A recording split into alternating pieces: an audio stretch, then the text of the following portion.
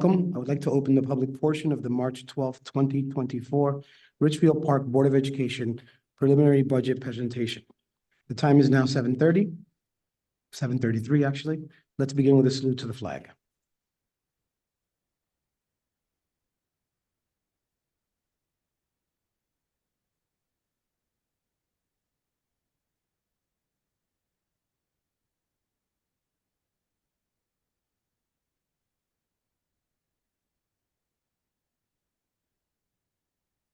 Mr. Bicek, can you please read the Open Public Meetings Act?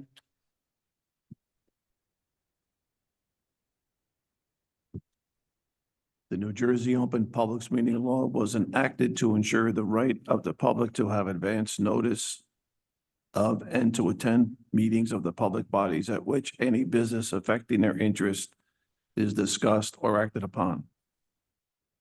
In accordance with the provisions of this act, the Richfield Park Board of Education has caused notice of this meeting to be published by having the date, time, place, therefore posted in the Bergen Record, Star Ledger, Municipal Buildings, Board Office, and a district website. Public participation will be conducted both in person and virtually through Zoom. All public will be muted throughout the meeting. Public participation comments are limited to 5 minutes. The public will be able to speak and be seen by the board when participating virtually or telephonically via Zoom. Individuals participating virtually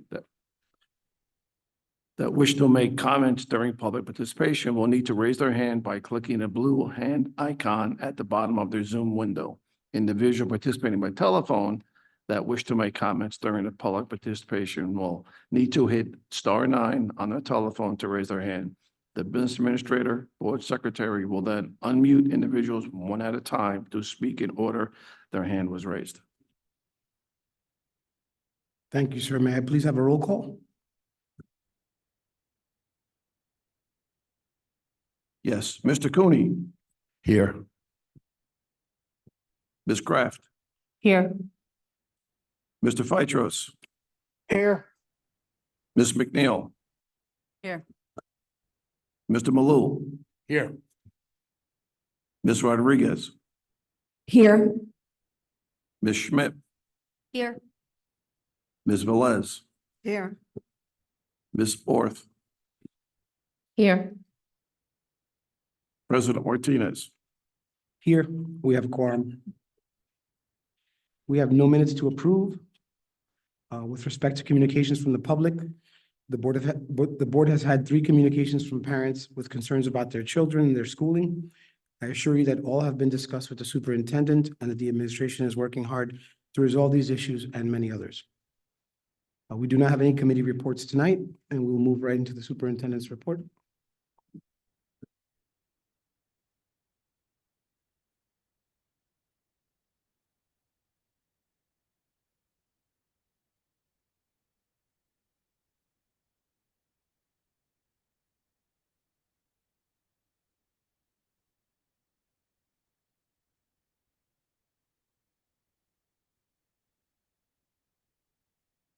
Very well. Thank you, Dr. Martinez, and good evening to our board members, our community members, those who are joining us both virtually and in person. I am really excited to present my first preliminary budget here in Richfield Park.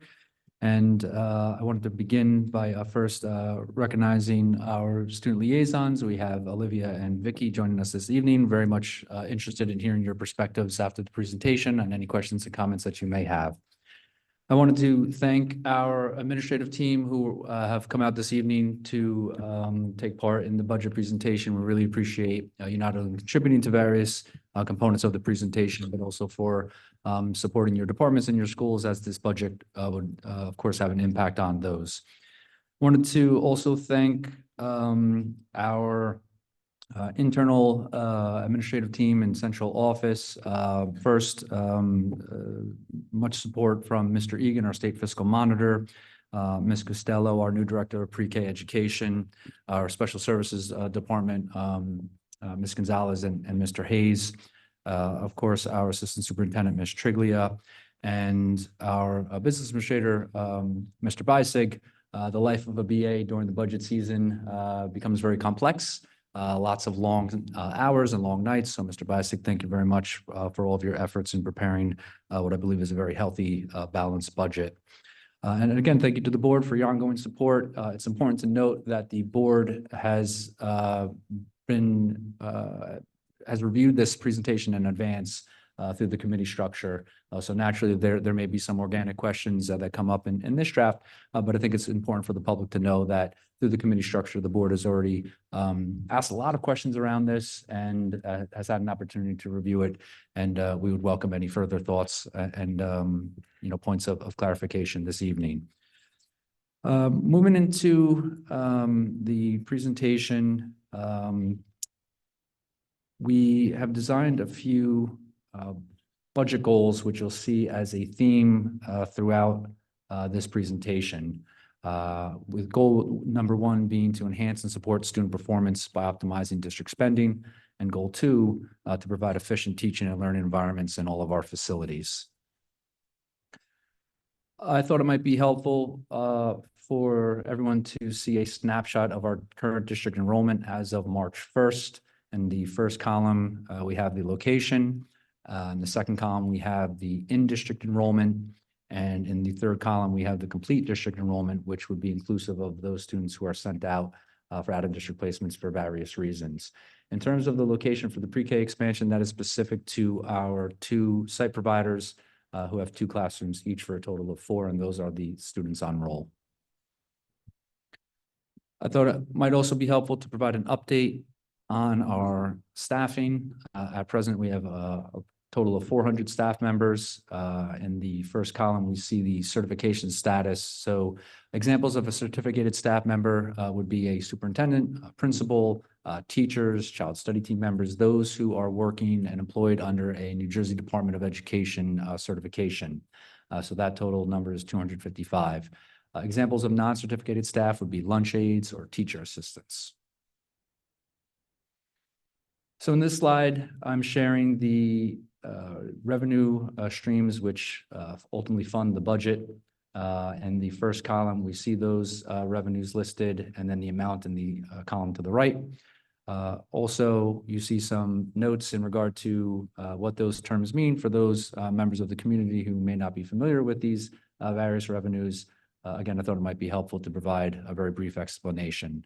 So, here we see, again, the revenues and the total number to the far bottom right, just under 59 million. And here we see our appropriations. So in the first column, the expenditures and the amount in the second column, and then the percentage of the budget that those numbers make up. Better visual of the percentage of the budget. So we see a pie chart here, and outlined are the areas from the previous slide. And it's important to note here that much of the budget is fixed. In other words, there's not much control we have over it because those items are fixed. So examples of that, again, would be salaries, benefits, special education. Many of these components are what we would deem to be fixed, which make a large portion of the budget already. So what does our 24-25 budget include? Support for all of our students through staffing, programs, and resources. The next item is really important, and I wanted to pause in terms of our ability to maintain our instructional, extracurricular, and athletic programs. There are many superintendents and boards throughout the state who are not having conversations in their preliminary budget in terms of being able to add personnel and programs and turn much needed attention to facilities and technology. Rather, they're having conversations, difficult, challenging conversations about making cuts to their budget. So we're very fortunate here in Ridgefield Park that, again, it's a healthy budget and we're able to fund, many items that I'll share in later slides. But I did want to make note of that. We also have support for our valued staff members through professional development and making an essential investment in our infrastructure. So in this slide, I am sharing the personnel that we are including in this budget for the upcoming 24-25 school year. We heard at an earlier board meeting in this academic school year from our supervisor of ESL, World Language, and BSI Ms. Rodriguez, in terms of our growing ESL population. In fact, since July, we have had an increase in MLs of 37, 28 of which are at the junior senior high school.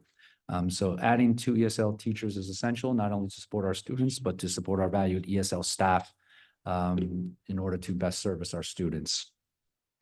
The next item we have, I'd like to just speak to the next 2 rows in recommending 2 special education teachers at the elementary level, 2 teacher assistants at the elementary level. These recommendations are a result of our expanding of our autistic classrooms at Lincoln Elementary School and the need to staff them. So it's important to, of course, have these classrooms fully staffed, but in a later slide, what you'll see and hear is that some of the monitoring that we've done of our facilities puts us in a very good position to not only expand these particular programs, but in some other areas as well. We then have a special education teacher at the junior senior high school. Currently, we have many staff members who are covering 6 class assignments. A 6 class assignment is when a staff member is picking up an additional period to teach. By recommending this, we'll be able to eliminate approximately 5 6 class assignments within the special education department, and this particular position will provide the consistency. Of course, we're very appreciative of our teachers who are willing to take on that 6 class assignment because there is a significant need, but this will alleviate some of that need within the department. We are then looking to discontinue the shared services agreement with Little Ferry. I have had conversations with the superintendent of Little Ferry, of course. Currently, we have a shared counselor at the junior senior high school who spends 2 days a week at Little Ferry to service students there. That caseload and caseloads across the counseling department are quite high by comparison. So there is a need here to discontinue that shared service. So technically, this is not a new FTE, but as a result of this, the board would incur the cost that currently Little Ferry is contributing to the shared service agreement. We are then recommending a district maintenance employee. To be clear, this is not technically a new position. When I arrived in July and had started to canvass our open positions, there were actually 2 maintenance employees posted. We did not fill those at this during this school year. I wanted to have our facilities team come in and really evaluate the needs. So rather than recommend 2 moving forward, we feel that we can do the work with 1. So we're recommending 1 district maintenance employee. And then we have 3 PO modelers at the elementary level. This is a stipend position within the RPEA collective bargaining agreement where staff members receive a stipend to support some of our students with special needs during the lunch periods. It's important to note that we went through a lengthy process with our administrators who submitted a staffing request in November. And we went through many rounds of reviewing those and looking at rationale and needs. So we did have a much larger recommended group of personnel, but we wanted to be mindful of the budget and really place a priority on the needs of our students. And that's why we're recommending this group of recommended positions for the upcoming school year.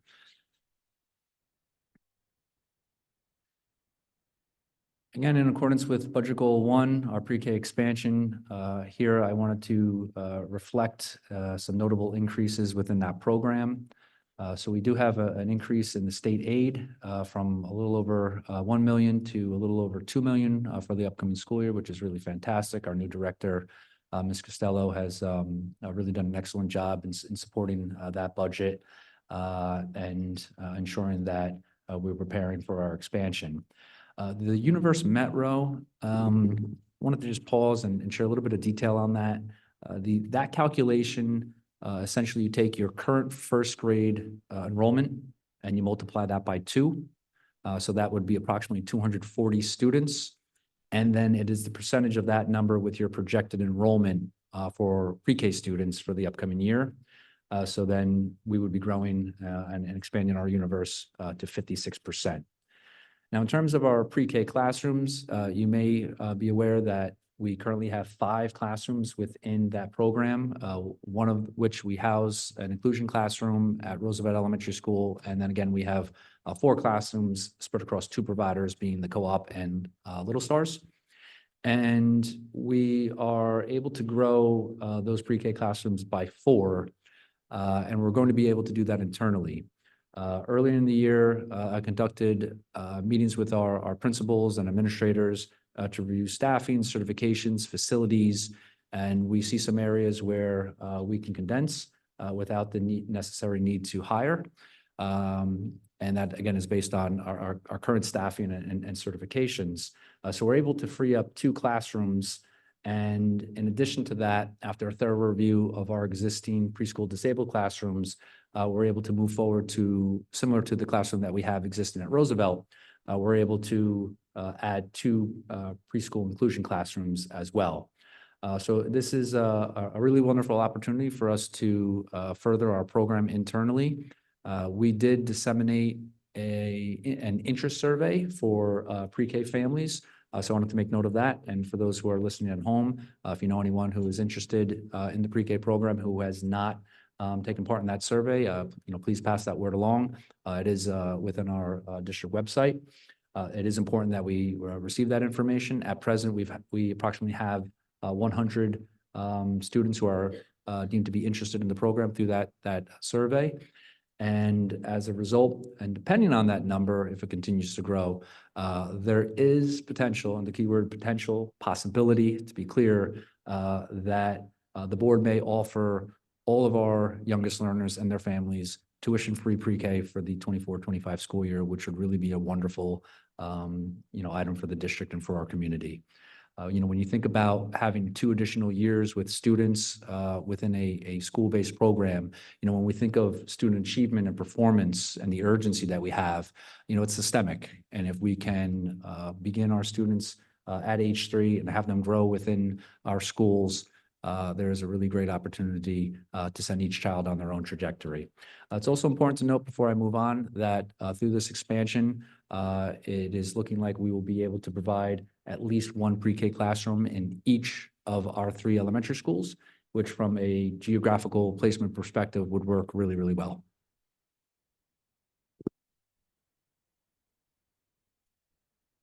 On this slide, and again, in alignment with Budget Goal 1, some new instructional curriculum resources.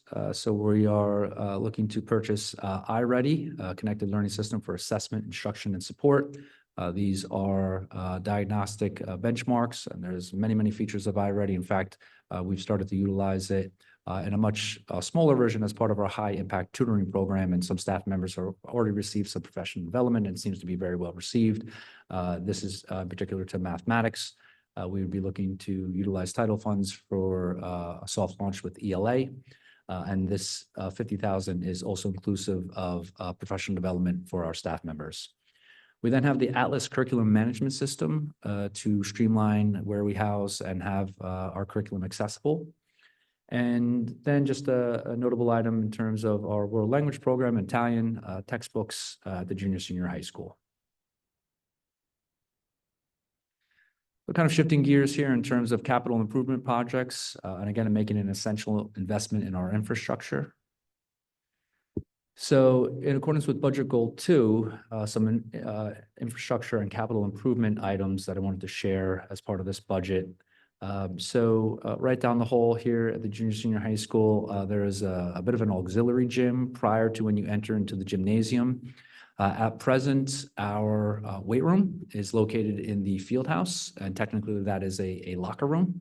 And when we think about accessibility for all of our students, those who may be involved in athletics, but certainly for those who may not, in order to access the weight room or the fitness center, they would have to go into the field house, into that locker room. So we're looking to relocate that and design a bit of a performance center here at the junior senior high school, which I think would be really, really wonderful for all of our students, not just our scholar athletes, but there's a lot of great things that we can do with this performance center, and we're really excited to make this transition.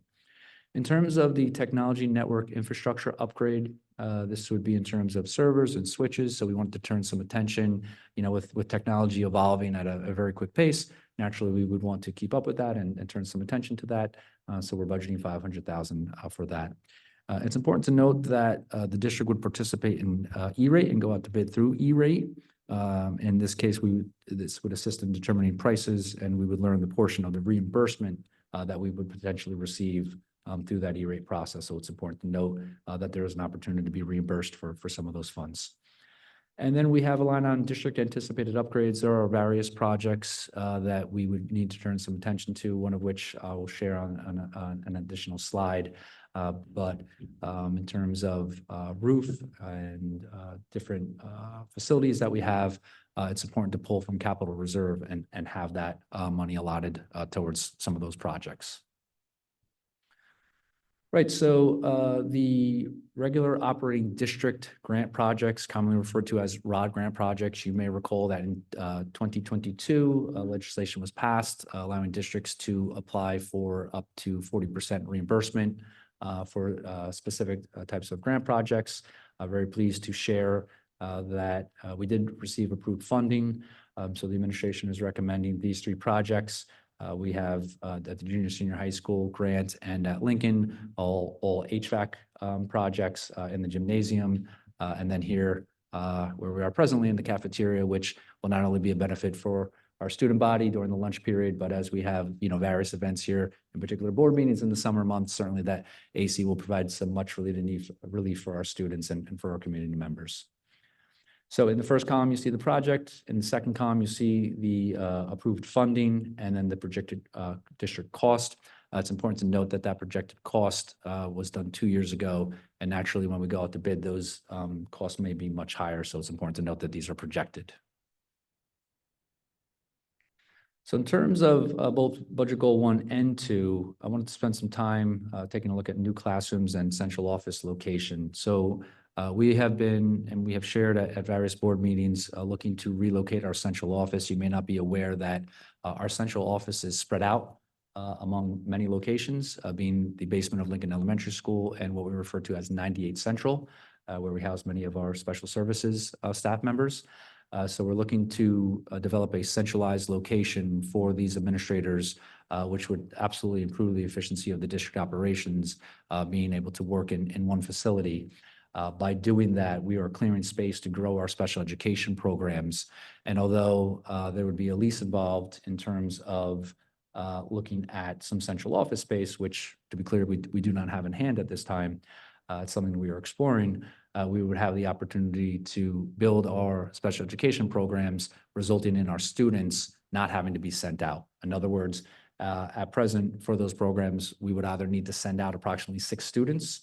We also have an additional handful of students who are currently out of district who we would be able to determine if it would be appropriate to bring them back.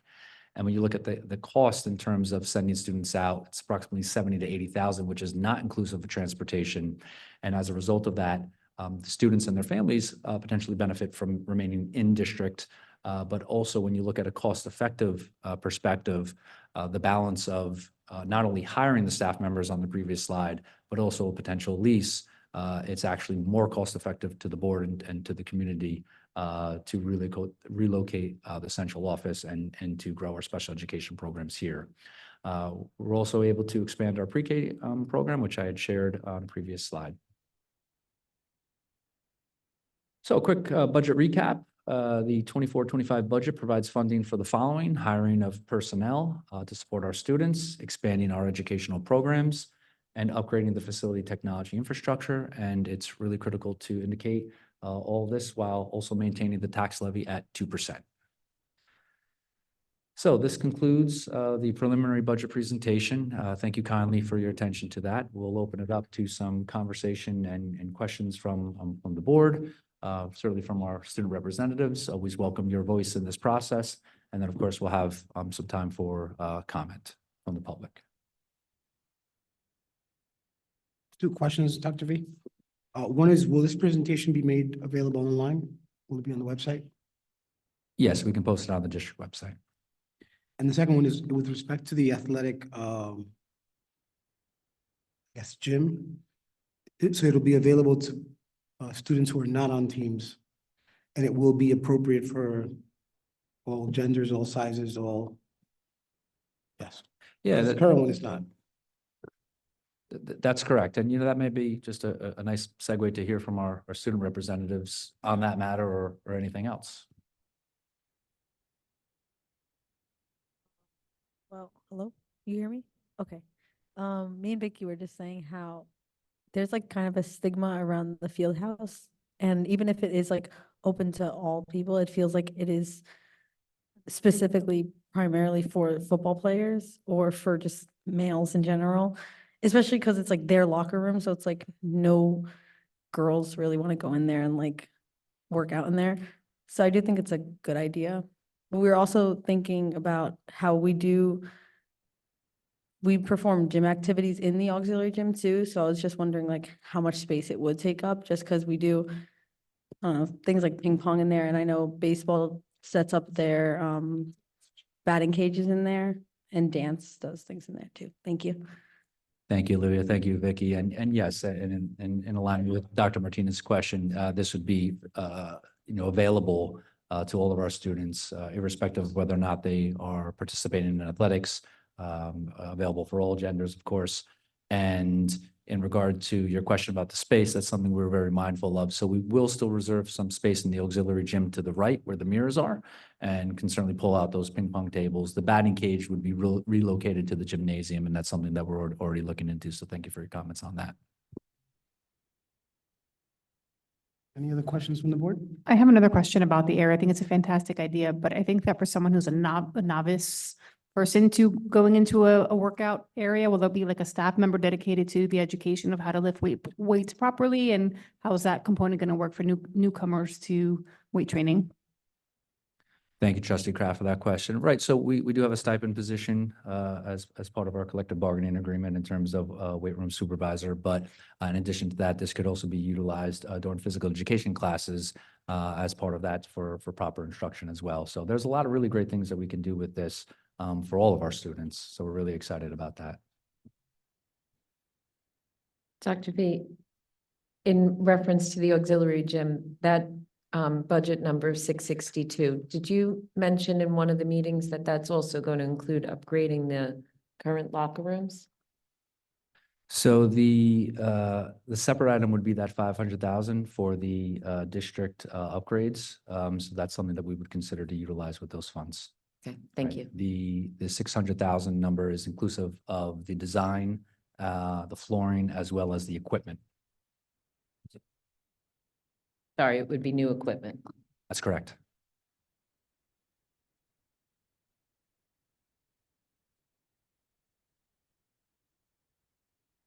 Can I pivot to the pre-K classrooms that we're going to be adding internally? There's 4 of them. Is that just one in each of the one in each of the 3 buildings? To share that.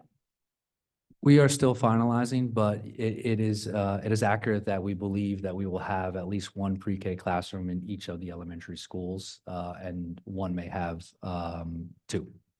Yeah, for a total. So the total would be 4.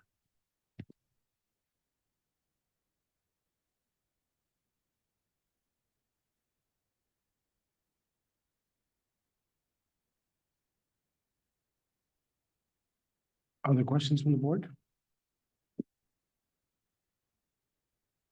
Comments? I do just have a comment. I would like to thank Mr. Bisig for pulling everything together from last year. I know that you stepped into a role that had been vacant for a little bit, which was a bit of a challenge, and then went through the change of a state monitor. So we appreciate you pulling together all of last year's finals so that we could close the books, get the audit done, get the prep for this year's budget preparation. So thank you. And also to you and Dr. Vespiani for ensuring that the Board of Education has seen iterations of this budget presentation. So you're not hearing a lot of questions up here from all of us, because this is the third-ish, sometimes a little bit more, time that we've seen this or components of this budget. So thank you both for that. Our pleasure. Thank you.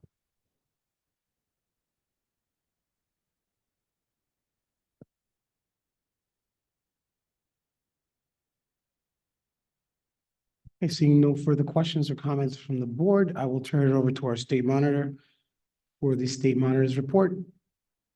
Mr. Egan, I'm assuming you were going to give a report?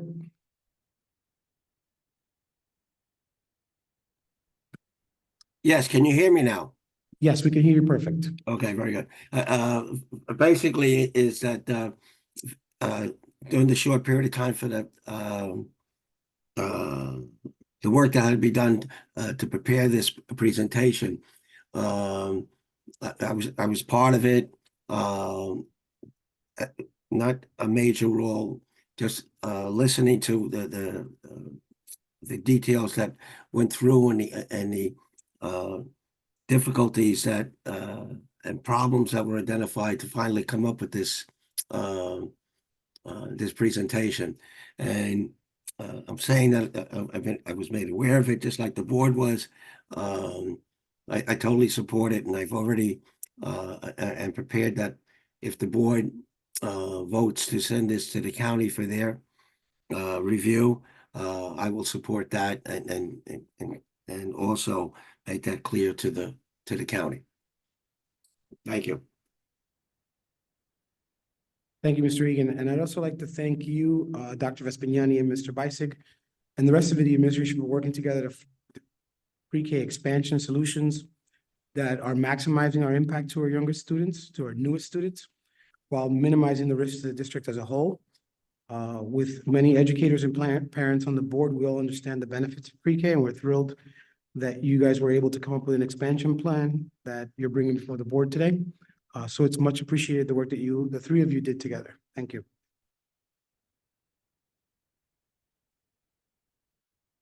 Guess we will now move to citizens' comments on agenda.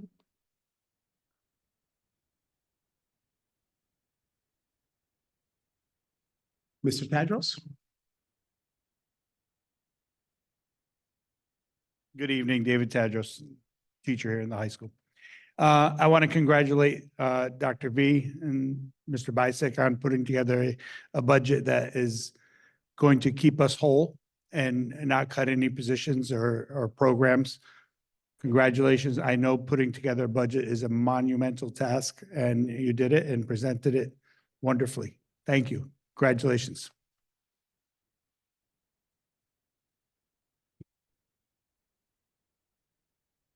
Do we have anybody to elevate?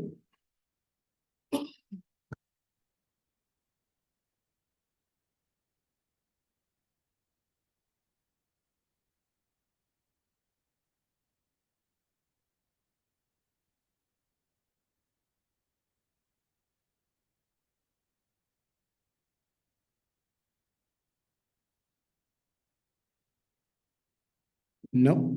Okay, so I guess we will close citizens' comments on agenda. And we will now move to our agenda items. Trustee McNeil, would you please move finance and insurance, including adoption of the preliminary budget? I gladly move 701 through 704. Second. Second. Do we have any questions or comments from the board?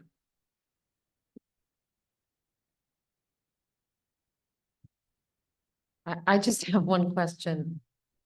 I don't recall seeing these 702, 703, 704 previously.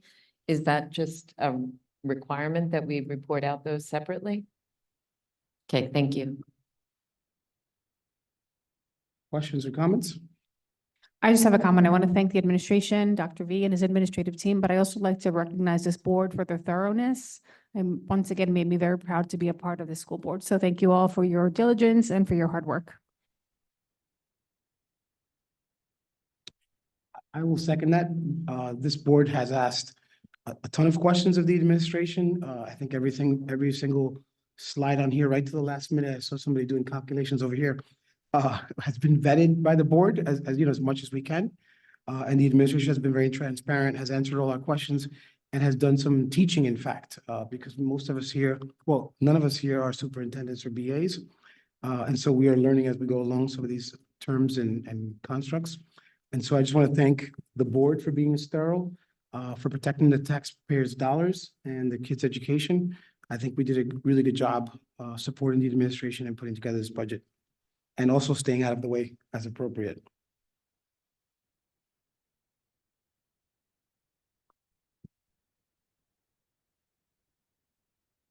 Can I have a roll call? Yes. Mr. Cooney, Yes. Ms. Kraft, Yes. Mr. Phytros,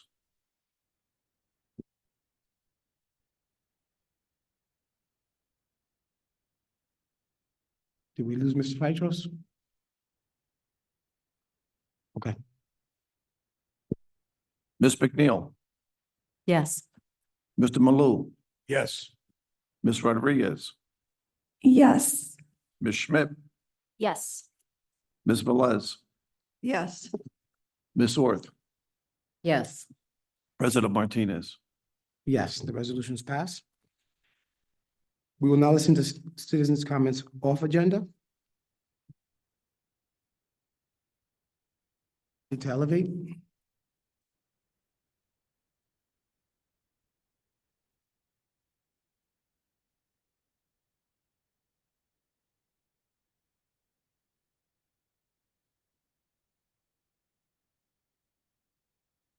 Okay. I guess I will close citizens' comments off agenda. May I please have a motion to close the meeting? So moved. Second.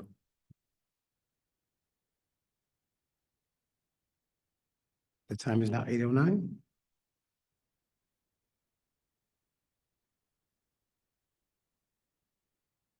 Very much.